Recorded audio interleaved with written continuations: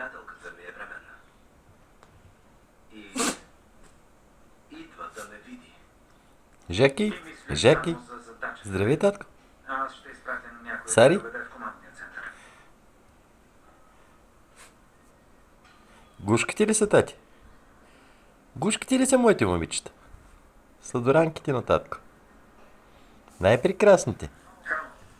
Ами, тати. Говори Лули Стром. Сари, това е Сара, тя се знае името. Това е Жаки и двете са манекенки. Очаквам решение, не... Манекенки на световния подиум. Позицията на президента относно... Безработни. Това не е тероризъм, Душички. а борба за справедливост. За хора, които ни беше удобно